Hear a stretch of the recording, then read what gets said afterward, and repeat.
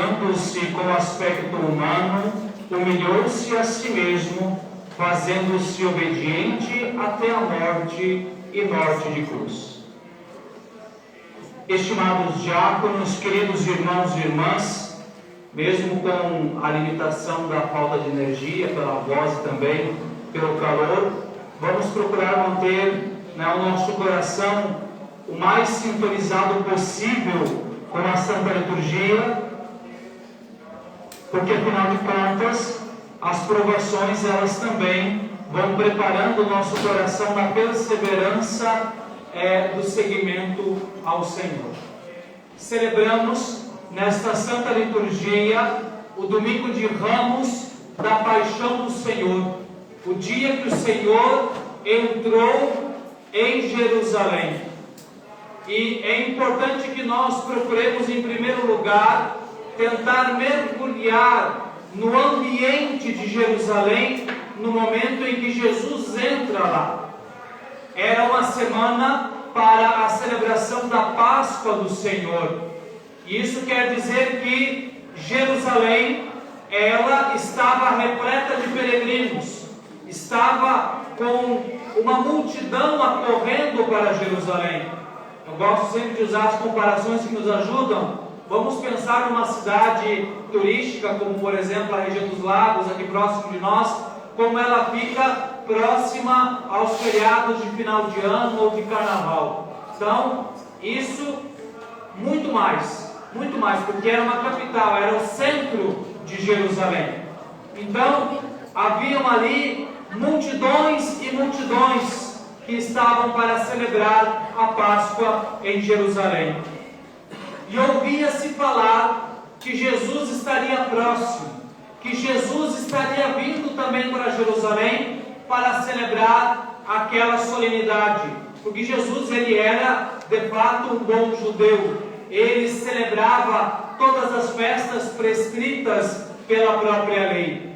E Jesus então estava de fato numa cidadezinha muito próxima, num povoado muito próximo ali de Jerusalém, chamado Betânia. Então, quando os líderes judaicos ouviram dizer que Jesus estaria em Betânia, reacendeu-se entre estes que queriam a todo custo a morte de Jesus, mais uma chama de ódio por ele, porque Betânia lembrava um personagem que os incomodava muito, Lázaro, que Jesus tinha ressuscitado. Lembremos, por exemplo, de que quando Jesus ressuscita Lázaro, os líderes judaicos tomam a firme resolução de matar não somente Jesus, mas também a Lázaro, porque na ideia deles Lázaro era a prova de que Jesus de fato era o Messias, e eles queriam apagar isso da memória do povo judeu. Então, Jerusalém estava neste misto, aquela afluência de uma grande multidão que estava com o seu coração voltado para a Páscoa e ao mesmo tempo, essa atitude ali dos líderes fariseus que estavam, diríamos assim, ao mesmo tempo temerosos, mas com muita gana de levar à execução nosso Senhor. E Jesus então, ele conscientemente, isso é uma coisa que é importante para toda a Semana Santa, nada, absolutamente nada acontece sem o consentimento de Jesus. Ele está plenamente consciente de tudo o que irá acontecer. Esta palavra usada por São Paulo na segunda leitura de hoje, ela sintetiza isso.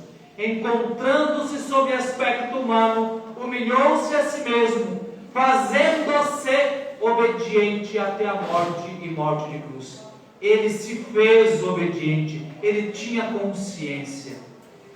Ele manda dos seus discípulos irem à frente. Olha, vocês vão encontrar um jumento assim, assim, amarrado em tal lugar. Dizei ao dono dele, o Senhor precisa dele. Jesus sabia de tudo que iria acontecer. E é assim então que o Senhor ele entra em Jerusalém para o grande momento, o momento da Páscoa, o momento onde a vida novamente brotará para a humanidade. Mas para que a vida verdadeira, a vida eterna possa brotar para a humanidade, é preciso o flagelo, o calvário, a cruz, o sepulcro.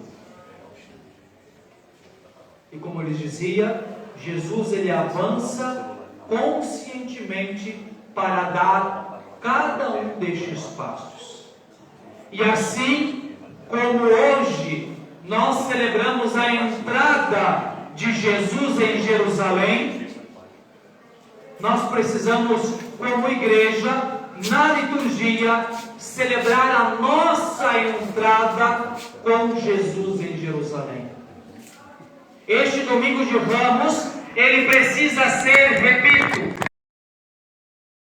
darmos os passos de nosso Senhor Jesus Cristo nestes dias em Jerusalém. Eles produzirão ou não os frutos da Páscoa na nossa vida, sobre a nossa alma.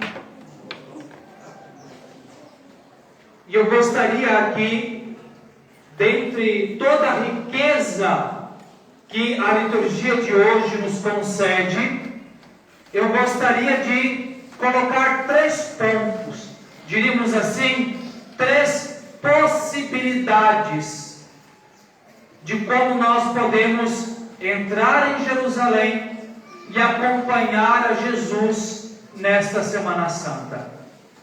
O Evangelho que nós ouvimos lá fora, ainda lá antes de começarmos a procissão, nos narra esta entrada de Jesus em Jerusalém.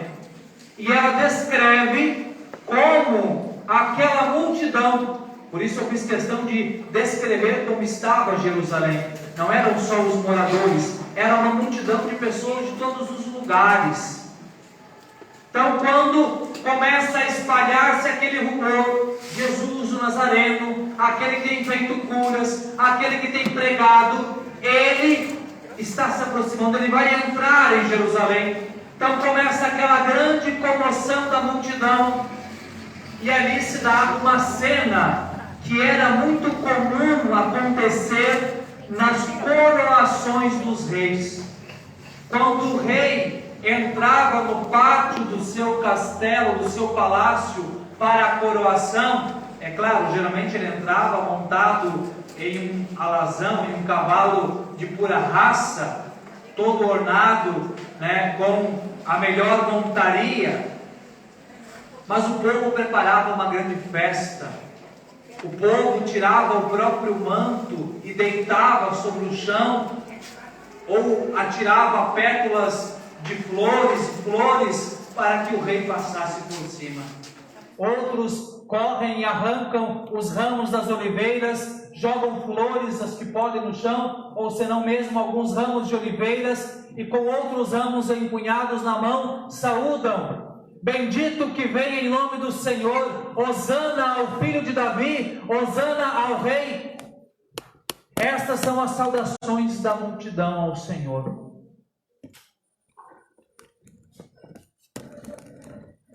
Mas a pergunta que nos cabe aqui é: será que todas aquelas pessoas que apanharam ramos, que deitaram os seus mantos no chão para que Jesus passasse, será que eles realmente tinham consciência do que estava acontecendo?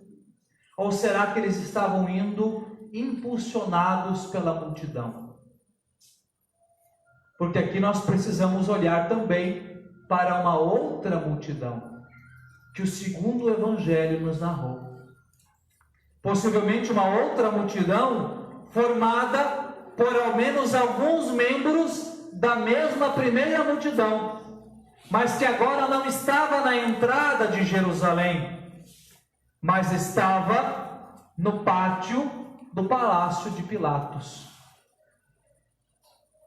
A multidão que agora não vai gritar e aclamar o Senhor, Hosana ao filho de Davi. Mas a multidão, que inflada pelos fariseus, irá gritar: crucificam, crucificam.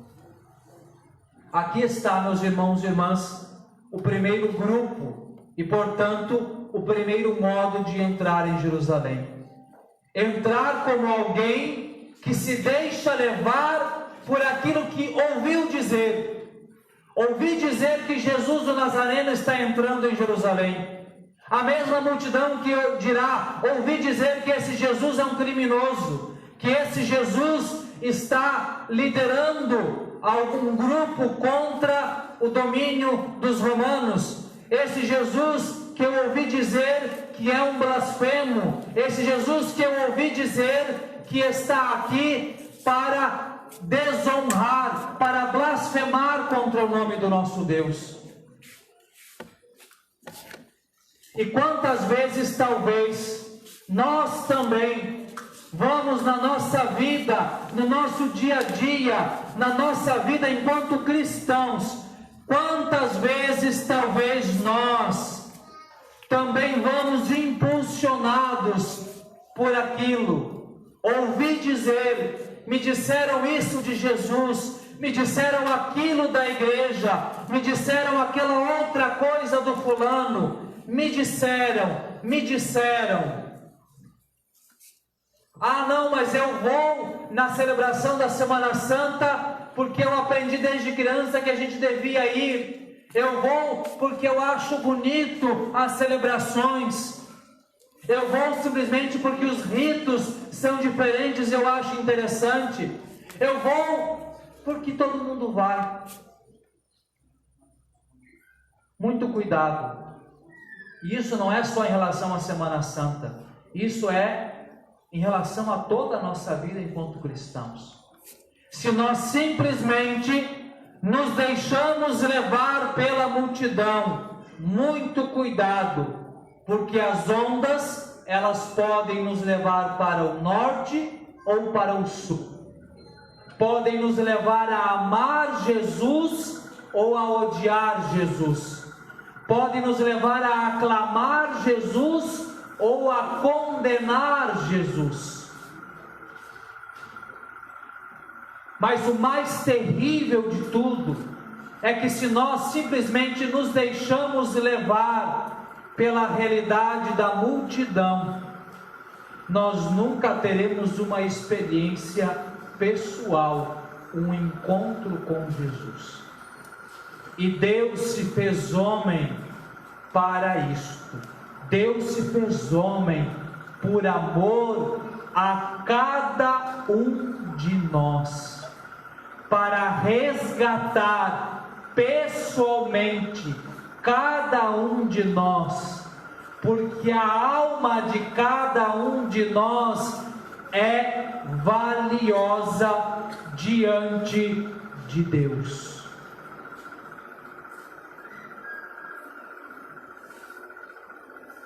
Mas, olhando também para o Evangelho, olhando mais especificamente para o grupo daqueles 12, daqueles que Jesus escolheu a dedo, entre toda aquela multidão que o seguiu durante os seus 3 anos,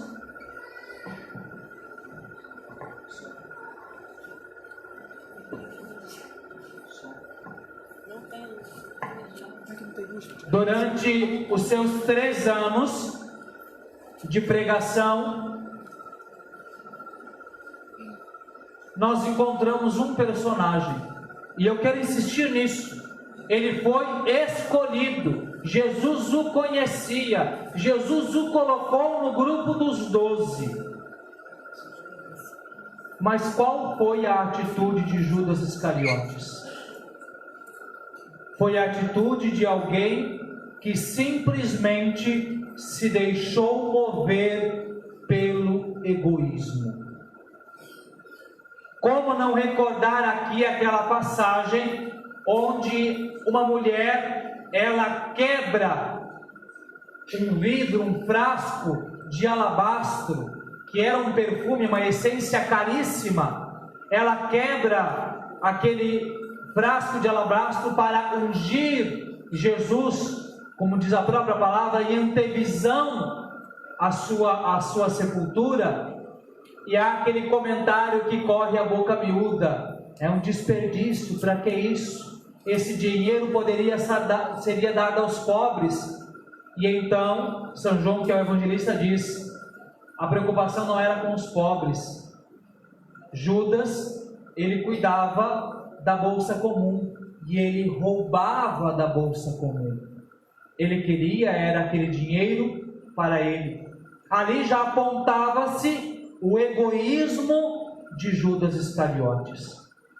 E é este egoísmo, e aqui a interpretação que a tradição faz de talvez um dos motivos para Judas trair Jesus, é que ele esperava que, se Jesus fosse preso pelas autoridades e sofresse, visto que não teria outra saída, que Jesus, ele tentaria se insurgir de uma vez, ou seja, que ele lideraria uma revolução, literalmente, contra o domínio dos romanos. E como Judas sabia do poder de Jesus, ele imaginava que Jesus iria usar inclusive este poder que o fez curar, que o fez ressuscitar os mortos, que o fez andar sobre as águas, que ele usaria este poder para dominar a todos. Mas esta era a ideia que Jesus acalentava no seu coração. Era, portanto, uma ideia muito egoísta, porque o próprio Jesus várias vezes havia anunciado a paixão e deixado claro tudo o que ele passaria até chegar o momento da ressurreição. E é movido por este egoísmo que Jesus é vendido a preço de um escravo, 30 moedas de prata. Mas o pior de Judas não é exatamente a traição, porque a própria palavra de Deus nos diz que era necessário que o Filho do Homem fosse entregue. A pior situação de Judas é que, dando-se conta de que o seu projeto egoísta não tinha dado certo, ele tenta dar o jeito dele, ele permanece no egoísmo dele, e ele vai até aqueles mesmos homens a quem ele tinha entregado Jesus, e tenta desfazer do jeito dele, confiando mais uma vez na astúcia e na perspicácia dele. Ele quis desfazer o mal feito. E não conseguindo desfazer, ele recebe a recompensa do egoísmo. A recompensa do egoísmo é o desespero, é a falta de esperança. E é o desespero, é a falta de esperança, é a falta de confiança no Senhor que o faz atentar e tirar a própria vida. Vejamos, meus irmãos e irmãs, que veneno maléfico nosso inimigo lança sobre as nossas consciências cada vez que ele nos convida e cada vez que nós nos deixamos levar pelo egoísmo de pensar: do meu jeito é melhor, se eu fizer assim como eu quero vai ser melhor, se eu permanecer deste jeito que eu penso ser bom, será melhor.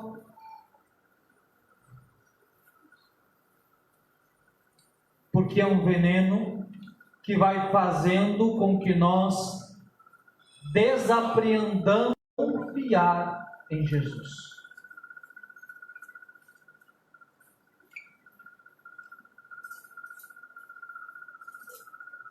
este desespero, esta falta de esperança, não permitiu que Judas voltasse para aquele que o tinha chamado.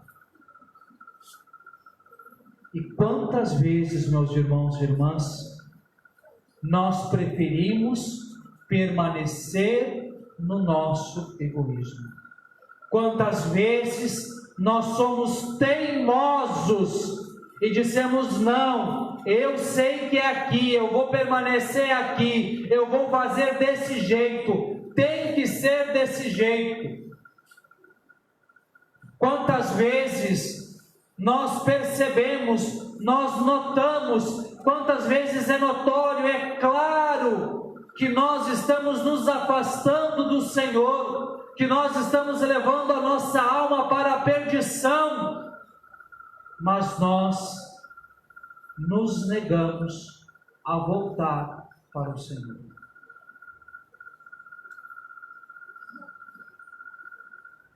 E recordo mais uma vez, Judas foi escolhido por Jesus para o grupo dos 12. Mas há uma terceira e última via, que é também a de um dos 12, de um daqueles que Jesus também havia escolhido, e que, sem sombra de dúvida alguma, não era em nada perfeito, mas era teimoso, cabeça dura, era um homem que muitas vezes se deixava levar pelo impulso, era um homem que fazia as suas escolhas e tomava as suas decisões muitas vezes de maneira impulsiva. Foi ele que no evangelho de hoje puxou uma espada e cortou a orelha de um dos soldados do templo.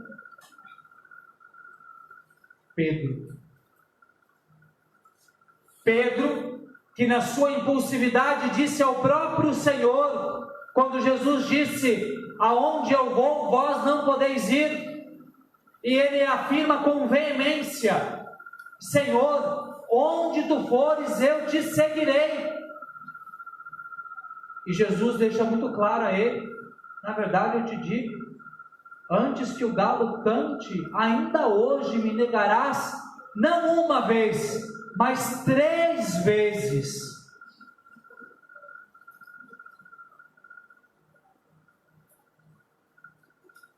E esse Jesus, e esse Pedro, que tinha prometido seguir Jesus onde quer que ele fosse, quando os soldados do templo chegam para prender Jesus, depois daquela confusão, é um dos que foge, porque o Evangelho diz que os discípulos, todos eles, se dispersaram e se esconderam. É claro, com medo de serem presos junto com Jesus. Mas o Evangelho também nos diz que Pedro não se afastou totalmente. De longe, ele espreitava, de longe, ele observava o que estava acontecendo com Jesus. De tal modo que ele, inclusive, vai parar dentro do pátio do palácio de Pilatos. Vemos, meus irmãos e irmãs, mesmo diante de todas as suas limitações, mesmo diante de todas as suas falhas, mesmo diante da sua teimosia, mesmo diante da sua impulsividade, havia no coração de Pedro, havia na alma dele, algo que o atraía constantemente para Jesus.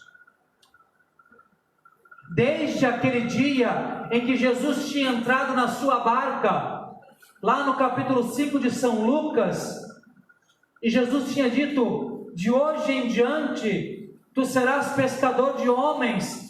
Desde aquele dia, o coração de Pedro, ele como que gravitava ao redor do coração do Mestre, atraído por algo que nem bem ele entendia ainda.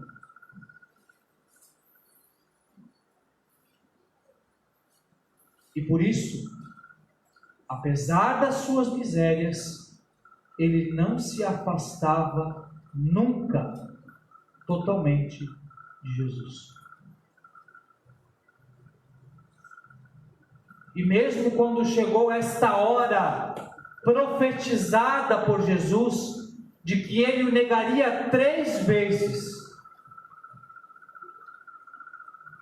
o coração de Pedro não se afastou de Jesus. Meus irmãos e irmãs, vamos imaginar esta cena. Isso já era de madrugada, ou seja, já estava quase amanhecendo, devia ser 4, 5 da manhã. Isso quer dizer que Jesus, ele já tinha apanhado bastante, porque os soldados desde que o prenderam o maltrataram. E o Evangelho nos diz que quando Jesus negou o Senhor e o galo cantou, Jesus estava passando no pátio, sendo levado pelos soldados. E o olhar de Jesus encontrou o olhar de Pedro.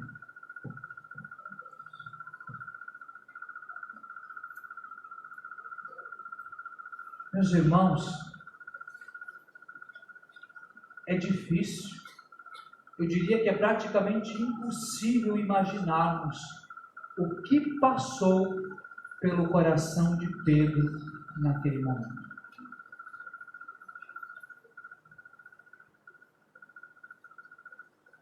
A única coisa que nós sabemos é aquilo que diz o evangelista. E Pedro, saindo dali, chorou amargamente. Chorou amargamente, arrependido do que acabara de fazer.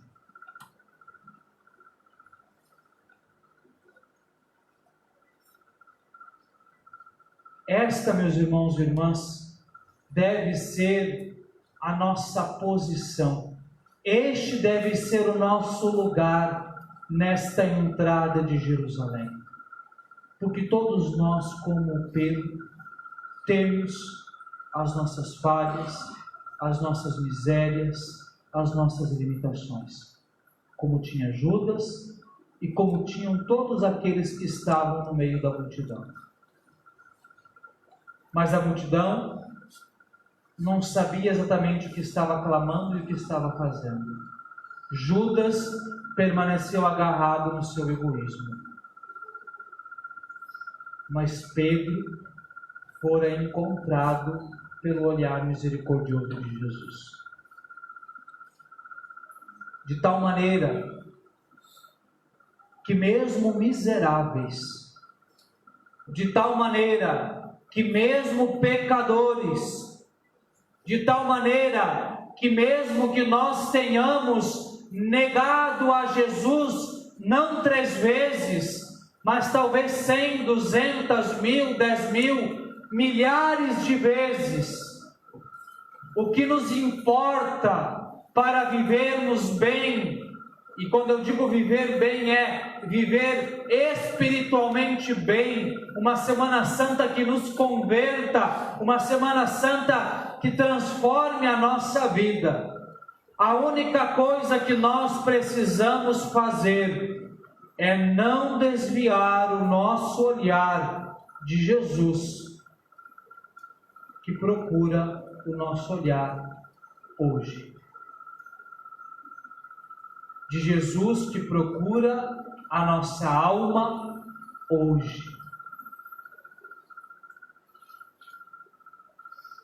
E de fato, como lhes dizia, não sabemos e não deve ser simplesmente do nosso interesse o que se passou na alma de Jesus, na alma de Pedro naquele momento, porque era um momento próprio e particular entre Jesus e Pedro. Mas o que deve nos interessar é o quê? O que deve nos interessar é o que se passará na nossa alma quando o olhar de Jesus nos encontrar.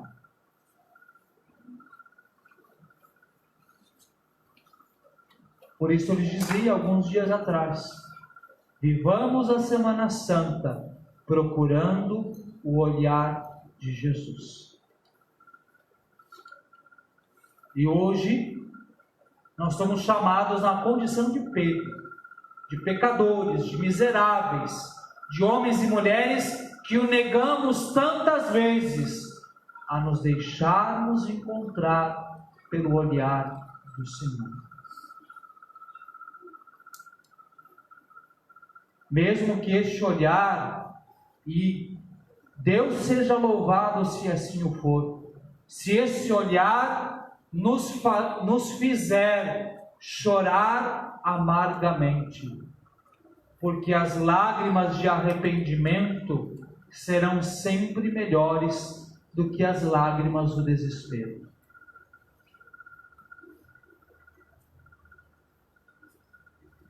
Que sejam rios de lágrimas de arrependimento, pelo que fizemos, pelo que dissemos, por aquilo que muitas vezes fomos para os outros. E nos outros, para Deus. Em primeiro lugar, na verdade.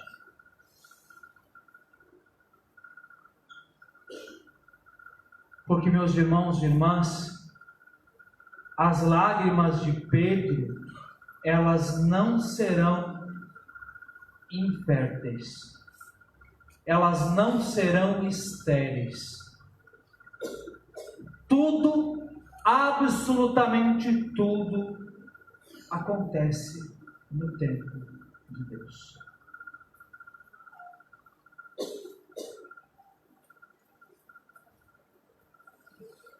E eu arriscaria dizer que as lágrimas de Pedro não se encerraram ao amanhecer daquele dia.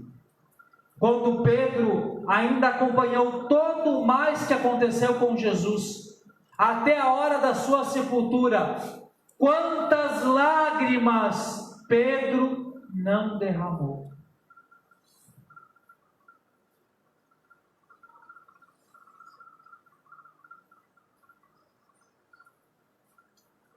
Quantas lágrimas nós não precisamos talvez derramar ainda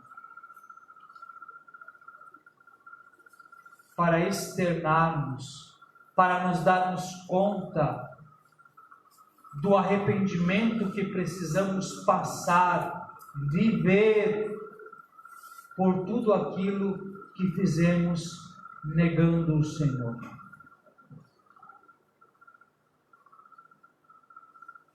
Até chegarmos ao momento derradeiro. Porque este momento da negação de Pedro não é o fim da história de Pedro com Jesus.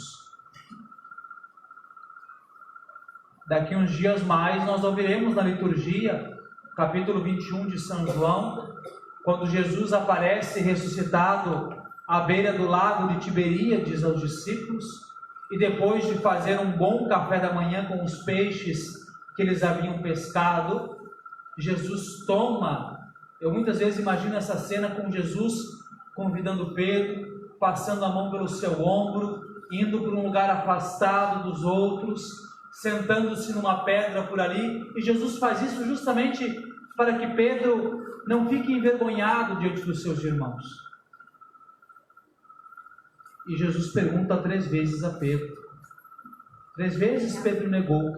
3 vezes Jesus pergunta: Pedro, tu me amas?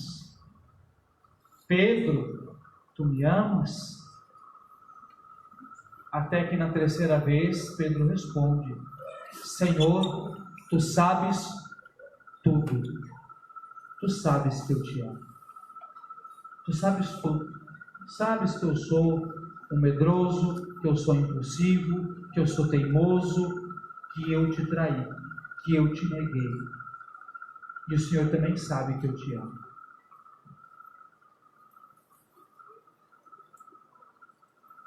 Só Deus sabe por quanto tempo nós precisaremos chorar o nosso arrependimento. Mas no momento em que Ele observar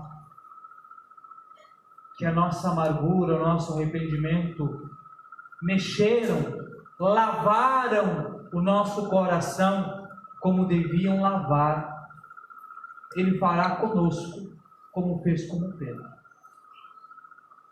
Nos tomará com todo cuidado, passando a mão pelo nosso ombro, nos levará para um lado e sentará conosco e novamente, olhando nos nossos olhos, não agora para nos ouvir negar, mas para nos ouvir afirmar, olhando nos nossos olhos, nos perguntará.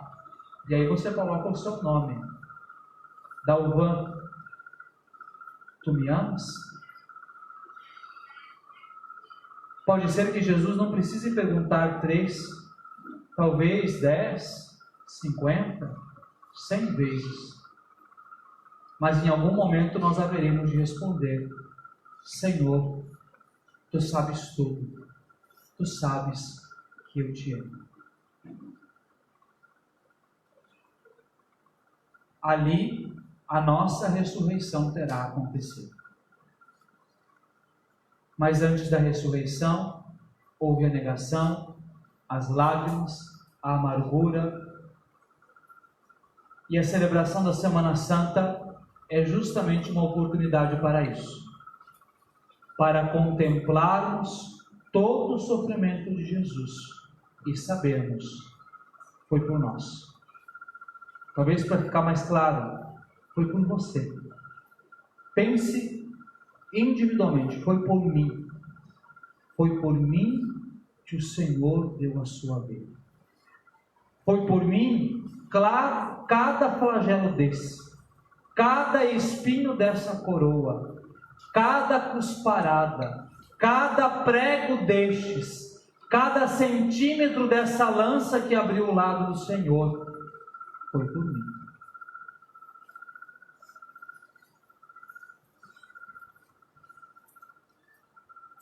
E que, rezando sobre cada um destes momentos, nos sintamos verdadeiramente arrependidos, até o dia que o Senhor ressuscitado, vencedor da morte, nos tomará para o lado e nos fará ressuscitar com Ele para a vida eterna.